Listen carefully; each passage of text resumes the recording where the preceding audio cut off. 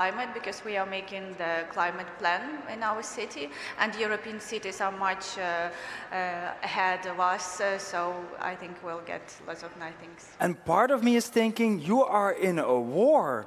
Don't you have other things on your mind than environment? Yes, but still we need to think about environment, because the war damages our climate a lot. So it's always the priority, I can say. Okay, so it's not only despite the war, but also because of the war you have to think of this. Sure, yep. Okay, well, still, we keep supporting you for that. Who else can you catch? Hello, where are you from? Sofia. Sofia. Who did you meet here?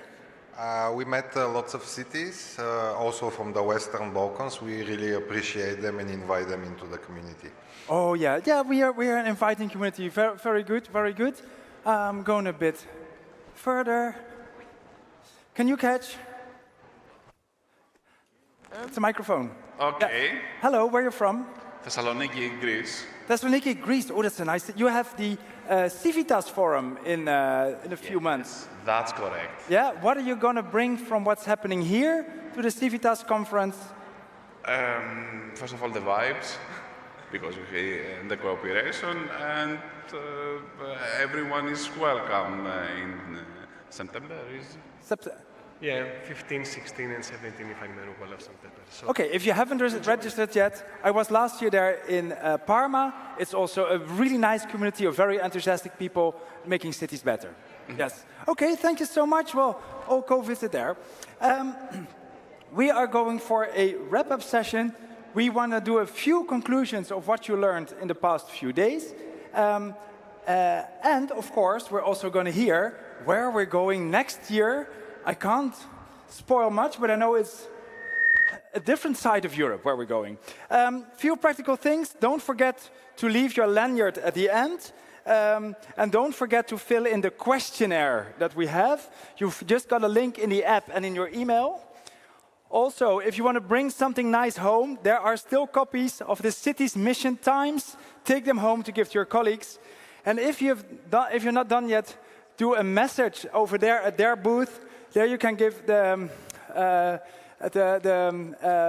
it's the note for a climate-neutral future. I saw some really private things there. I saw a lot of people saying go vegan. I would say it's more important that everybody does something than some people do everything. But I also saw a very beautiful one, some beautiful ones, but the most beautiful I found, no one is too small to do something. No one has to do everything, but every person, every city, no matter how small you are, you can do something. If you have another beautiful message, go over there, read the other ones, and also put your message in there.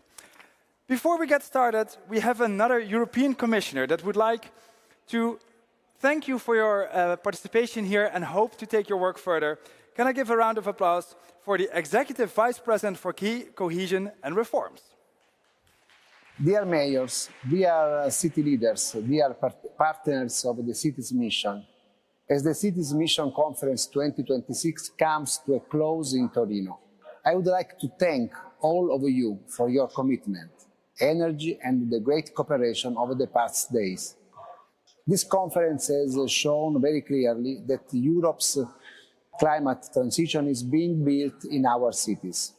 Through your climate city contracts, you are not just setting strategies and targets, but you are mobilizing investments, strengthening partnerships, and accelerating projects in energy, mobility, housing, resilience, and social inclusion. You are showing that cities can deliver. Your work means healthier communities, cleaner air, better mobility, greater resilience, and a better quality of life for citizens. Europe's cities are also central to our competence agenda, driving innovation, creating the demand for clean technologies, attracting talent and investment, and strengthening Europe's economic resilience. This is precisely why the new EU policy agenda for cities is so important. It recognizes the central contribution of cities to deliver Europe's priorities. It also positions the city's mission as an important tool for integrated urban transformation, one that links governance, investment and innovation in a coherent framework. We are strengthening the links and synergies between the cities mission and the EU policy agenda for cities, both at the political and practical level.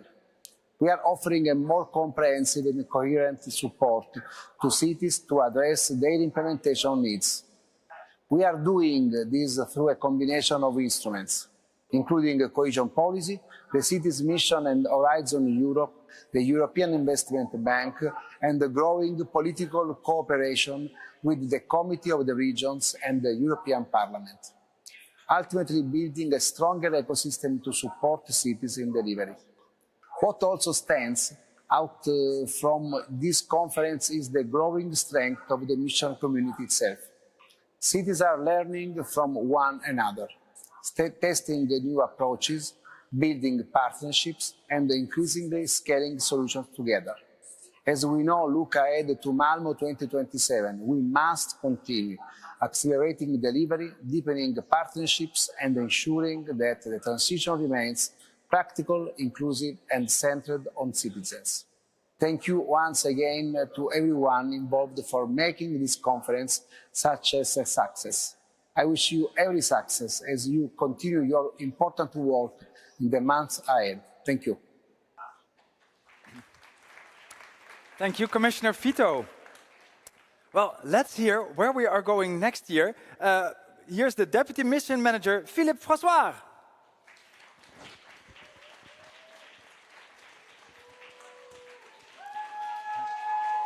Oh, you got groupies in the audience. That's good. I have a few colleagues in the room. Before we get into which city we go next year, a question to you, which is a question to all of you. It's also now in the app, if we can see it, is the question, what is something you heard this year that you hadn't heard before? Something that really surprised you?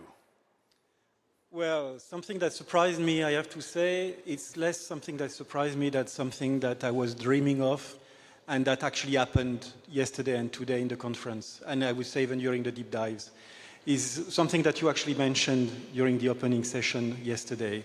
We have really turned the page between development of the climate strategies for the cities, the famous climate city contracts, and we are now moving into implementation.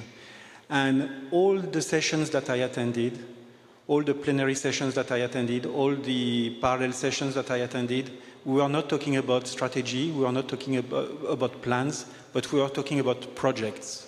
Projects that were implemented on the ground by the cities. And that's a significant departure with respect to what we had so far. Similarly, when we were talking about finances, we are not just saying we need money, and cities did not come here to say we need money.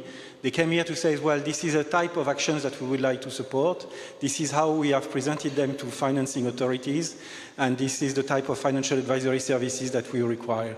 So it's a significant departure from what we have had so far in the mission, which shows to me that we are really in the implementation of the missions. We are really into the deployment of those climate city contracts. Wow, that's good to hear. Well, then, you got a lot of cities saying we are offering to host next year. Was it hard to make a decision?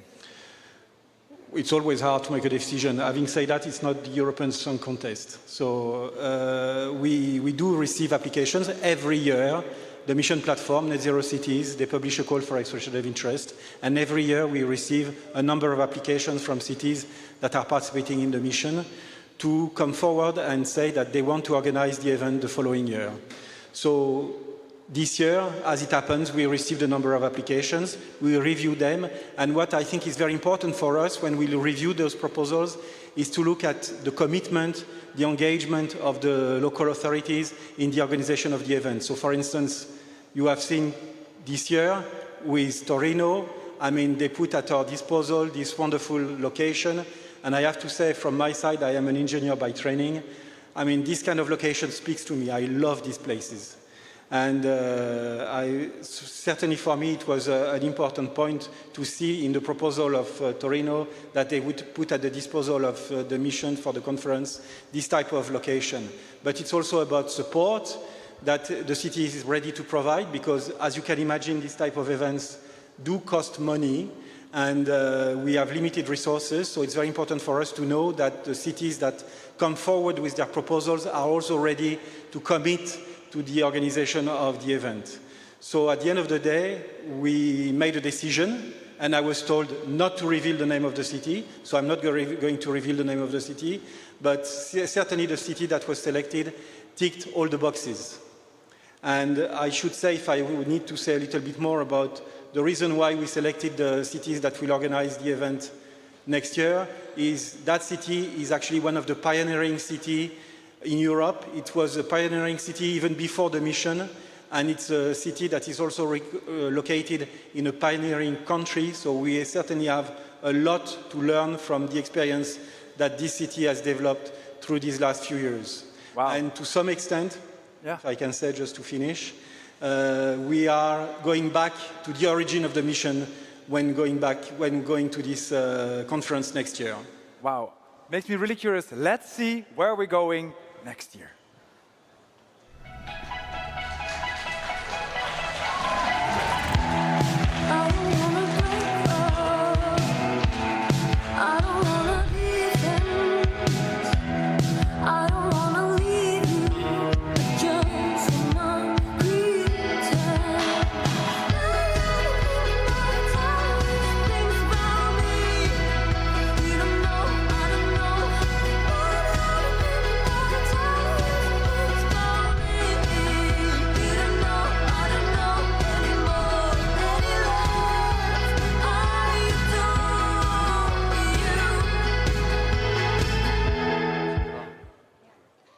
Wow.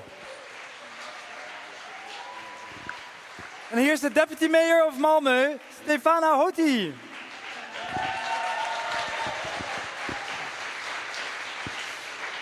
We're going to Malmö next year. Yeah. Yes, finally. What can we expect in Malmö? In Malmö, as you saw, we can expect a lot of cold plunges. We have 186 nationalities, so a lot of mixed culture, mixed food, and a lot of, I think, progressive environmental action. Wow, that's the best of both worlds. To officially hand over the baton, here is the Deputy Mayor of, here is the, to find the right one, the Deputy Mayor of Torino, Chiara Foglietta. Congratulations. Thank you. Chiara, what is some advice you would give to Malmö to say, this is something that we found, this works, this is a good... This works, but it's so tired. We are so tired. Come lean on me. But we are here for help you, especially Fabrizio Barbiero. That's it. So we are here with our hands, with our heart, and also with our mind. Congratulations. Thank you so much. Chiara, we are happy because it's the last day. Besides this being, of course, a great experience for all of us. Enjoy it. What do you hope, also not only that we got out of this, but what do you hope Torino, in 5 years, people in Torino will still remember or have because of that you had a conference here? What should it do for Torino? So we are working hard for this city because in this, I'm a deputy mayor from at the end of the 2021. So we are working hard on ecological transition, both on environment, transport, but we have to do it for our citizens, the citizens we are honored to serve. So we try to help all the people trying to understand that this is the time to invest, this is the time to try to fight climate change, and this is the time that we have to pass through the ecological transition. We know this is difficult. Wonderful. Tomorrow you can sleep, Monday more work. Tomorrow I can sleep because I work still. Okay. Well, let's do some wrap-up of the learnings we had from the 4 different tracks. We're going to do that with you, together with Fergal Denny, Gilles Badeau, and Stefana Hout, and you're already here, Annalisa Boni. Join us. Find yourself a seat. All of you, come over here. Yeah. We keep the applause going.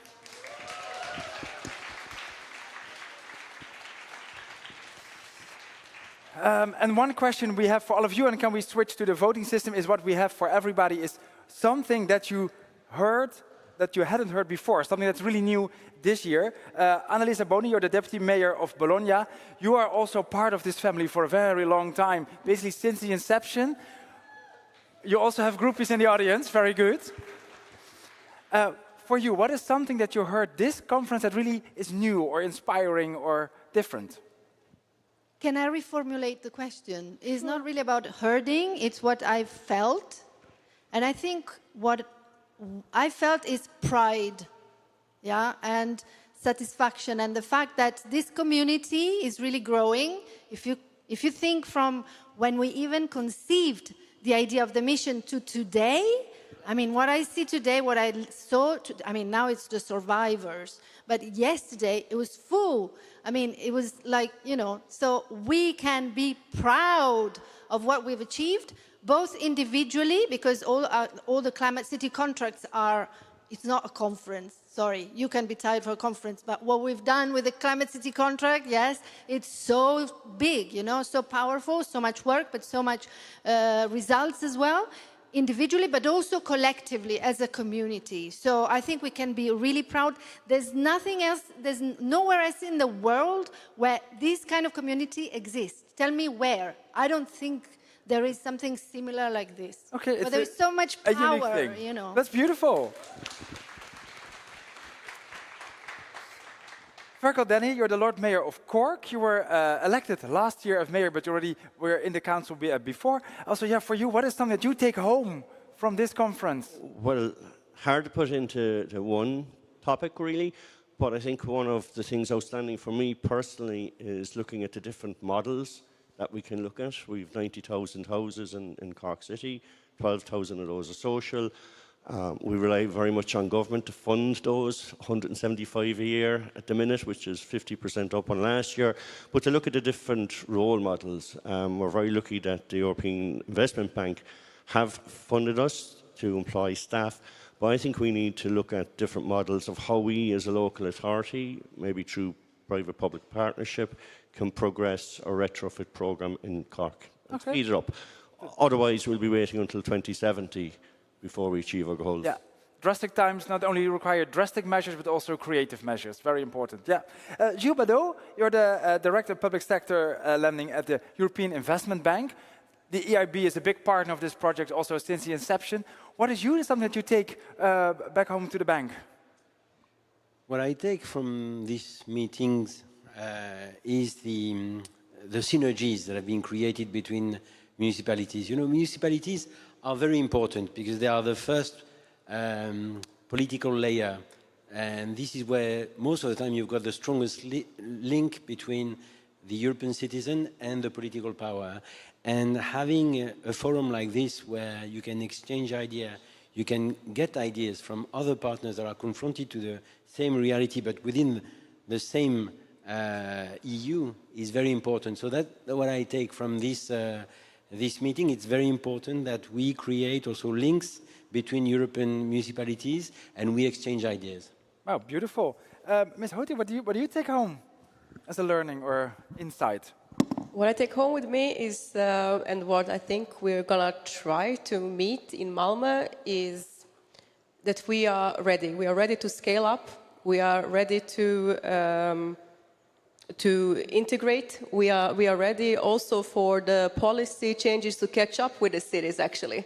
That's what I heard in the room. So I think we're going to try to focus on policy, try to make it even more concrete on what policy changes need to happen, hopefully get to draft a couple of proposals, and why not? Hopefully in 1 year's time we'll be also ready to commit to some of them, because cities are ready, obviously. Let's make sure that the policy catches up. Okay, that's also a lot of optimism. Mick Foglietta, what you're keeping home as a learning? Well, we know that we are a big family. As Annalisa said before, that is enlarging with the 4 last labeled cities, but we know that we have a big responsibility.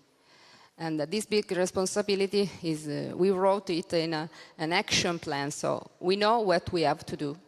And we know that we have to do something for our environment, for our children, for the future, as I wrote this in the screen. But the common problem, the common issues that all the cities have is the problem about funds, about investments. So maybe we have to rethink our local investments and try to keep private sectors to try to really gain climate neutrality. So maybe we can try to think about a cost-benefits analysis and trying it with thinking something about the climate impacts on our policies. Yeah, I think a lot of what I hear from you and what I see here is we know why we do it, we know what we have to do, just how we organize it, how we formulate it, how we fund it, and how we get it off the ground, and how we communicate it with citizens. That's where we need to be creative. That's wonderful. What we're going to do, we're going to go very quickly through the 4 tracks. We're going to see what Carlotta made out of as a summary of these 4 tracks. Then, of course, we have a very difficult dilemma left that we're going to discuss with the audience and ask you to reflect on that. And already it's time for lunch. That's how quick it goes today. This is the first track, finance. I think this might have been the most anticipated one, because this is what is on everybody's mind, is how can we find new ways for money. There is a lot coming out of it, because there are a lot of places where money could come from and a lot of ways we could get it, but just how to unlock it, that's a big question.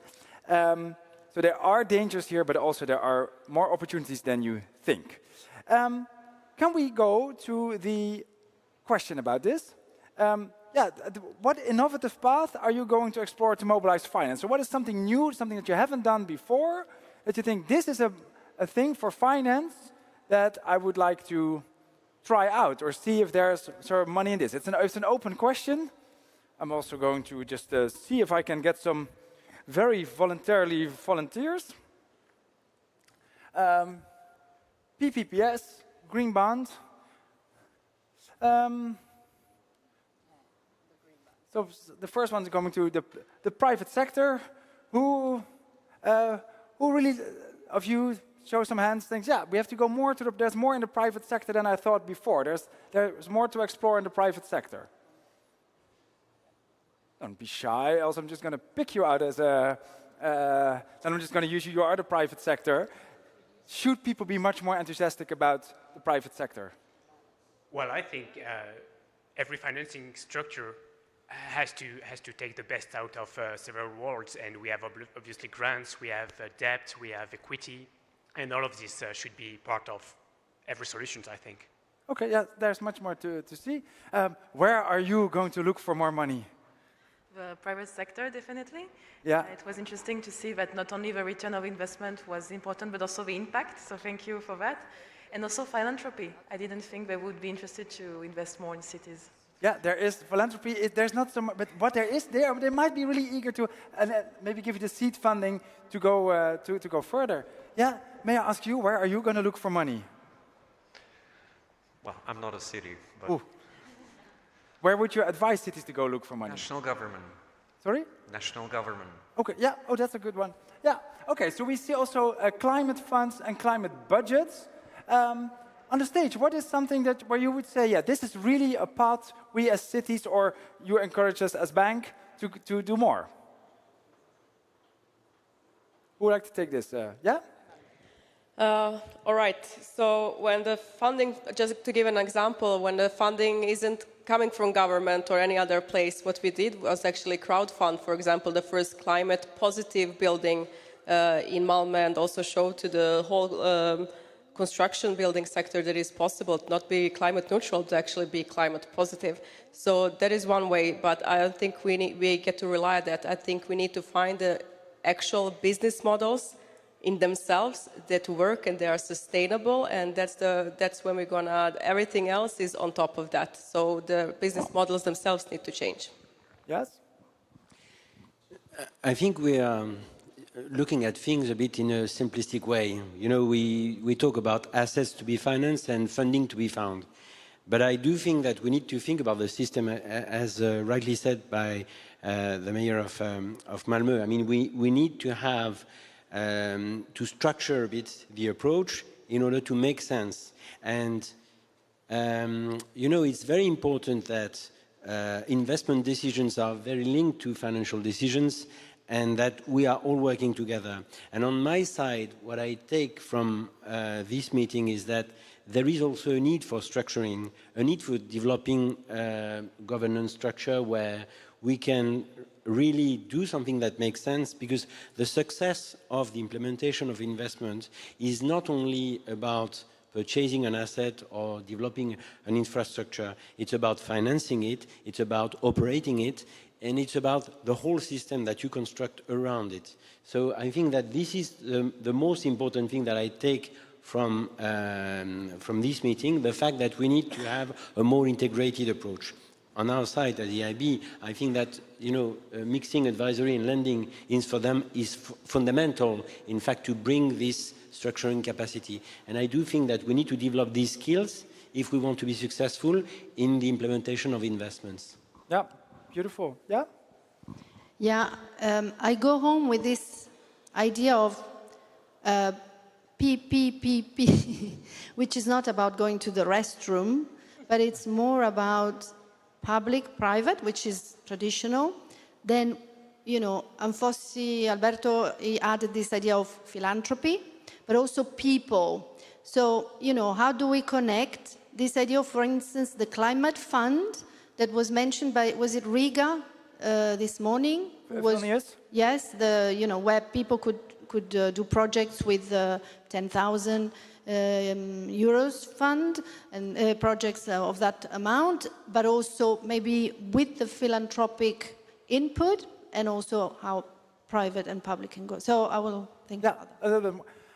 Then the big question is, are you more or less optimistic? Because I think we have calculated we need 600 billion more or less for cities to fight climate change and mitigate it. Are you more or less optimistic that we are able to do this? Well, I'm from the city of Stockholm, and we think we can do it. Where do you get your enthusiasm from? Yeah, I think it has been really enthusiasming here, and a lot of new ideas. We're going to have meetings with Paris about their climate fund, see if that's something we can do. Yeah. And learn more from other cities. And I also talked to Umeå. We are also going to continue talking about several things. So there's a lot of things to learn from each other, and I think it's fantastic that we have so many cities that are trying to reach the goal of climate neutrality. Okay, that's the reason for optimism.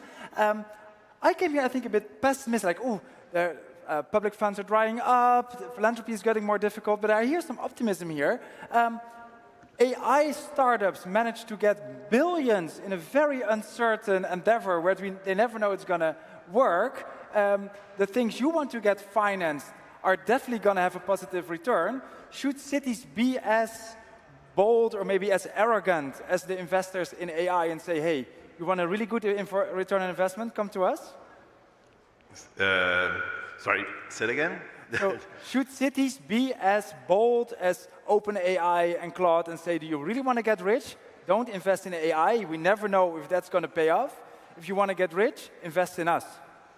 Yeah, that's a good idea. It's also controversial because cities have a problem of inclusivity, of course. And so if estate values go skyrocketing, that's also a problem. But it's also good for cities. So. Perfect. Okay, let's hope we are able to unlock a lot of finances for this good business case.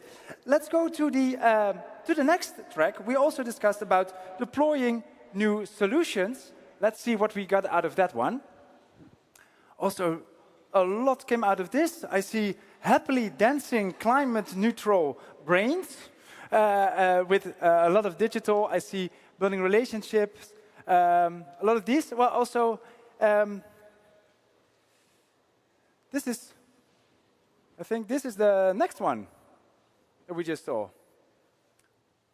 think that was I think we saw the next question already. Can we see the matching question with this one? I think that should be What innovation? Do we have it? Do we have the right one? I think we are hungry now. Yeah. Let's see if, yeah. I have the right question now here on Mentimeter. So can we go to the Mentimeter? When we talk about implementation, which sector is your innovation champion? Because we see a lot of innovations and ideas, but where do we really see it implemented? Is it the energy sector? Is it the housing or the built environment sector? Is it the mobility sector? Or is it nature-based solutions? Where do we see the most innovation coming from the laboratory or the drawing table really into reality? And we see, number one is the energy sector. Do you recognize that the energy sector really is bringing innovations into reality? See some nodding, yeah? I think there's another type of innovation that is not there, which should be there, which is governance. And it goes across all of them, and it's the most difficult to achieve. Because if you do innovation in governance in energy, then you can find solutions that, allow a lot of the things that we've looked at. Mobility, the same. Housing, inventing a foundation that helps citizens, whatever. Same goes with the NBS. So it's really the part of innovation that is the most difficult. So it doesn't go from research to the market, but it's also so much needed and complicated to achieve. Yes, I see you recognize this. Yeah, I think house built and environment, that's hugely important to us. 50% of our emissions come from our buildings. As I said earlier, 90,000 houses in Cork, and also local authority. We have 70 or 80 public municipal buildings, so retrofitting them, upgrading them to a standard hugely will bring us towards where we want to be, but there's a lot of work involved in that, obviously. Can we innovate ourselves out of every problem that we have, or do we sometimes, is our behavior, we just have to consume a little bit less? Are you a techno-optimist, that there's an innovation for everything? Yeah, in Cork, certainly we're developing systems that create a smart city, where we know where we're losing heat, where energy consumption is great. We've twinned with other cities in relation to that as well. So I think, yes, the technical innovation is a very important part of it, because that tells us where we need to go. Okay, but that's beautiful. Is there an innovation we're missing here still? Also, I look in the audience, if you volunteer, you may say so. I wanted to say a few words. I quite agree on the fact that energy is number one, because we are really living a revolution in terms of energy. Energy before was produced in some spots and then transported towards the spots of consumption. Now we've got a sort of decentralized production mode with the PV panels, with the renewable energy, and it's highly complicated to manage. So, and energy is at the root of the competitiveness of tomorrow for the EU economy. So for me, it's clear that the energy sector is clearly the sector that needs the most innovation, and the role of the municipalities is key, because in fact we are delocalizing the energy production. So in fact we are going local, whereas before we had big spots of productions and we were just conveying the energy towards the consumption spots. So for me, it's quite true that the energy is number one. It's the number one, yeah. Ms. Hoti? For me, who I would really, really want to be our innovation champion, but it's really not, it's the finance and the economic sector. Because all of these issues that we are facing, all of these other innovations that we need, is because we are existing in a faulty economic sphere that has locked us in the fossil dependency that we are in. So I think that we could need some innovation in the economics and maybe use more of a donut economics type of perspective, where we don't use all the resources that we actually don't have. But then the finance world would say, that's not how the world works. You can't bend the rules of the economy. If there is not a direct benefit somewhere monetarily, you cannot have it financed. You can't bend the financial markets. And I will tell them that depends on what you are looking as investment and return. Do you measure it by health? Do you measure it by quality of life? Do you measure it by equality and equity? And do you measure it by welfare and innovation and technology? Still needs to improve. Of course, in the stable economical system that provides all of this for us, but that money is the means, not the end goal. And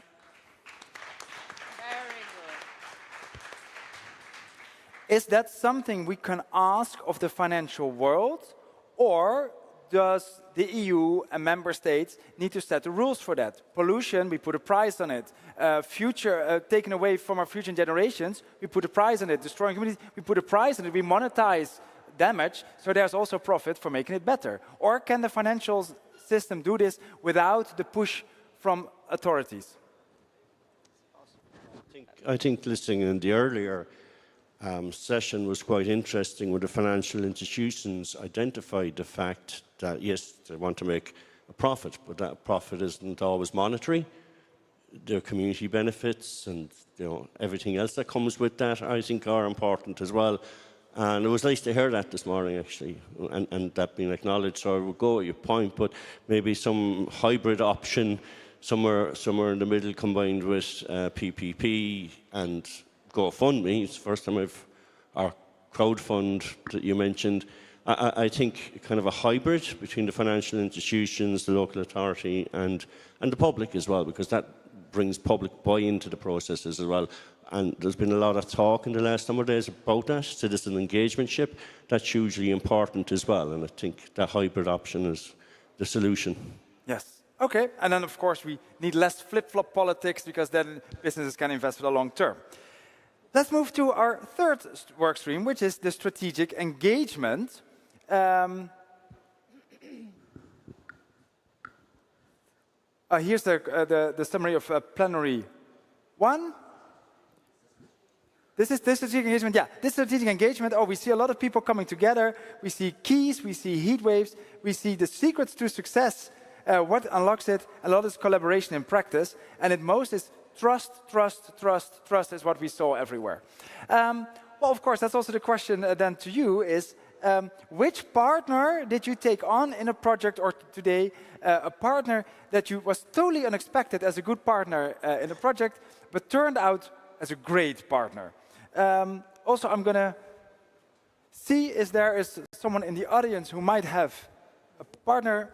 What was someone you brought on board first, and already the private sector?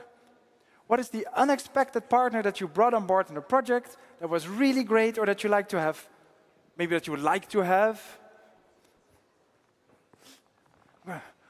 In Sarajevo, what is a partner that you work with that was unexpected, but that really helped you forward?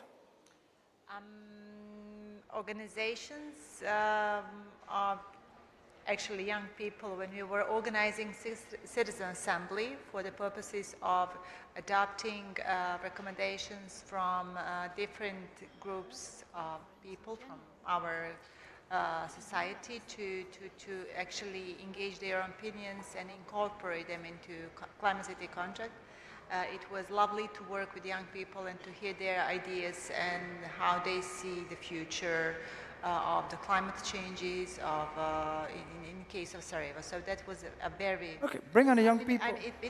What was expected. It was expected. It was maybe the question. It was a bit expected, yeah. But the outcome was even more positive than you thought. It was more, the output was more unexpected than I thought, because we heard some brilliant ideas. Yeah. That was a very... Yeah, we all think the youth of today is only on TikTok and all the boys are in the manosphere, but there are quite a lot of young people that give some inputs.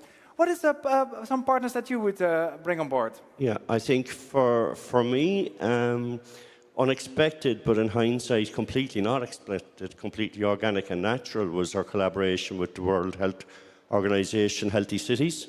And if I can give a shameless plug, we have a European Mayors Summit on Community Health on the 5th and 6th of October.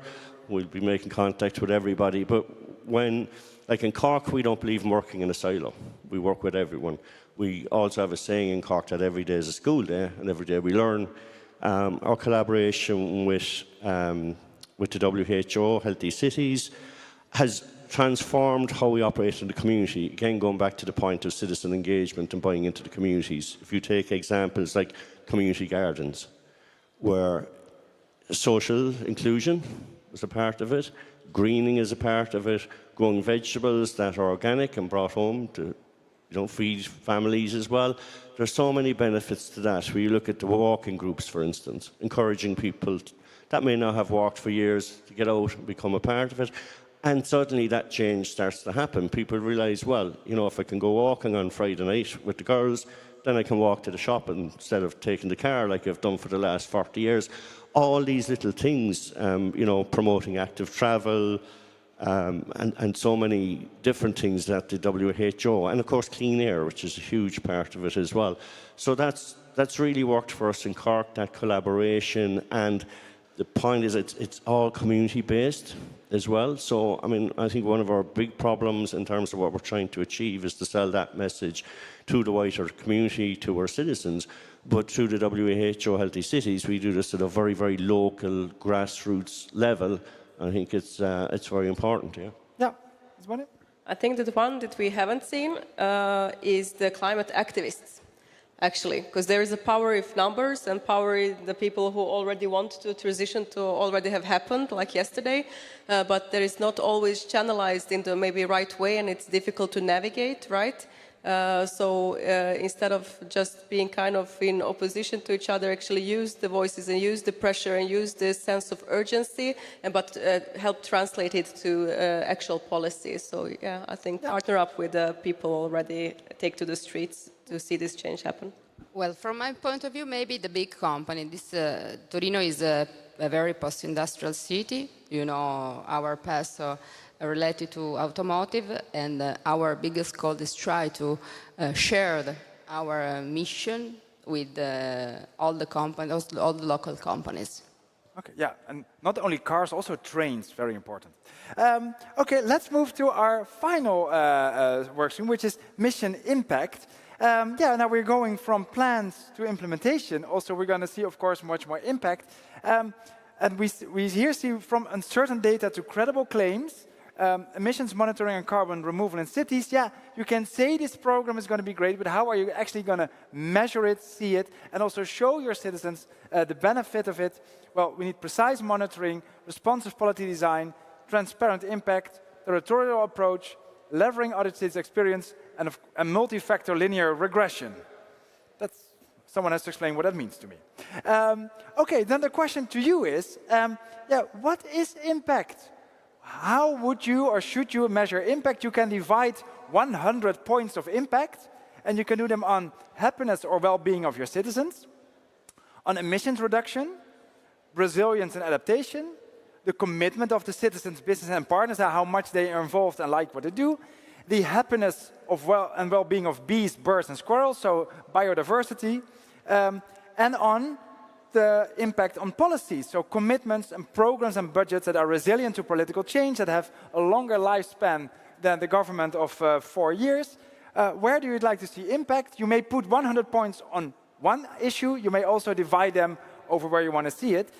The first few votes, a lot goes to the happening and well-being of citizens. I'm going to see a bit in the audience where people see the impact. When are the projects that we do successful?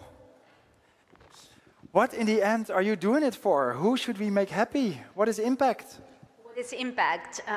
Impact is everything that you're actually delivering to everything that makes your city be your city. So everything that relates to the place, everything that relates to the people, and everything that relates to all life that actually populates your local city. A little bit of everything. Yeah, it's a wide variety. For you, what is impact? Making a change that is positively perceived by the community that I live in. Do they always see it? Because the big things you don't see, is it important that people recognize it? I think it's important that they recognize it, and I think that's part of our work. And should they feel the results, like, oh, the city is cooler now, or should they know how it is? Oh, the city is cooler because of... We're getting into depth here. Sorry, can you repeat that one? So should citizens only see the results, say, hey, the city is cooler and more pleasant now? Or should they attribute it to say, oh, because we planted more trees or because we did this, now I feel better? Oh, we should definitely clarify the causal chain. Yeah. Okay, very good. May I ask you, where did you put your money? Where do you want to see impact? Sorry. Okay, I'll go to. Yeah, I'm not your Okay, I'll go to. Where do you want to see impact? I mean, I think happiness of citizens is one of the main things. We don't do sustainability, climate neutrality because we want the planet will stay. Everything is going to be fine. It's for all of us to have nicest places to live, and cities are the best places to live. And obviously for us to be happy there. So I think that's the main measure. But yes, we measure this in CO2 emissions and stuff. But, well, if you put happiness and well-being of citizens, oh, it's now got second emissions now came to the top. If you put citizens' happiness on top, do you make different decisions than if you put emissions reduction on top? Yes and no. It's not, you know, a straightforward answer. Obviously, if we can't live in the city anymore because it's too hot in summer, or it's flooded, or there is no more possibility to live there, so there is no people there. So I mean, in the end, obviously, reduction of emissions will lead to that as well as other things like adaptation, like greenery, whatnot. But still, I think. We have to think about people first, and that's where the engagement comes to in place, and that's why we do all the things, because of, you know, we as a communities, and we feel good there. Okay, so it's partly what you do, but it's definitely how you communicate it, how you involve people, and how you center it in your policies. Very little volunteers today, we're going to work on that. Up here, what do you consider as impact? Well, I think emissions reduction. We aim to be carbon neutral by 2030.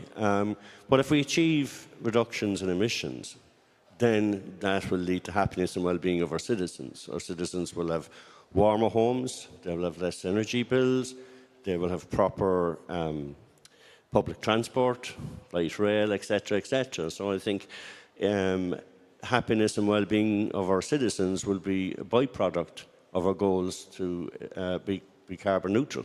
Yeah, Ms. Boney?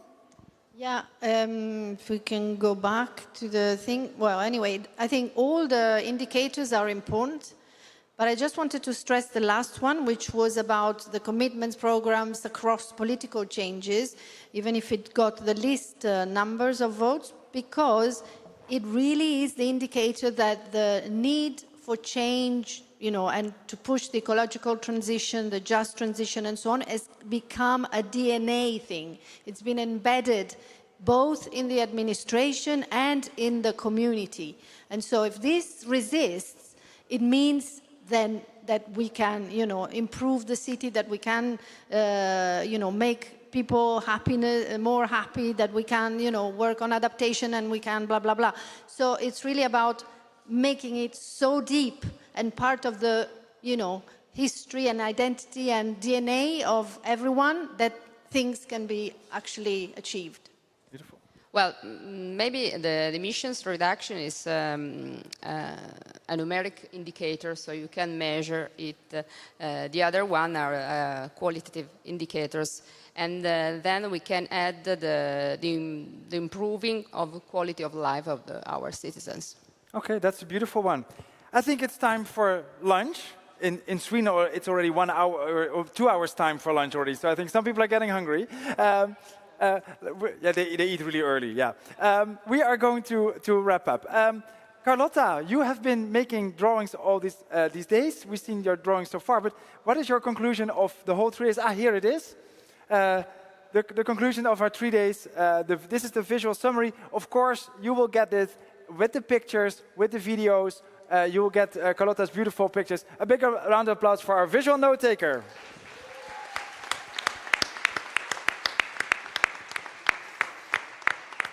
All 3 days in one picture. I want to thank you so much. I'm going to ask each of you in one word, what is going to be your mission for the next year? Also, that's a question in Mentimeter for you as well. In one word, what is your mission for the next year? Don't forget to hand out your lanyard. Don't forget to go to the Domo where you can see the pilot's missions. And don't forget to take a selfie with the green entrance, the living green entrance banner. Don't forget all those things. Take your copy of the Times. Get a message there. I think those were all the important announcements. I'm going to start at that side. Gilles Badeau, what is your mission for the next year in one word? Continuing implementing investments that are contributing to reduction of emissions. It's a bit long. Beautiful. Annalisa Boni. I think bring more citizens on board. Yeah. Fergal Denny. Yeah, strengthen the partnerships that we already have, engage more with the citizenship and look at the opportunities that we've heard about over the last number of days in terms of funding. Beautiful. Chiara Foglietta. Going to Malmo. Oh, that's a very good message. And Stefana. Bigger, faster, bolder. So level up. That's Beautiful. my word. As always, you ask politicians one word, you get at least 3. Yeah, beautiful. We're going to have a one round big of applause for our mayors and our banker. Thank you so much. This wraps up our conference. It was a pleasure to host you. Have a good lunch, have a good trip home, and see you next year in Malmo. You're fantastic. Thank you so much. Thank you so much.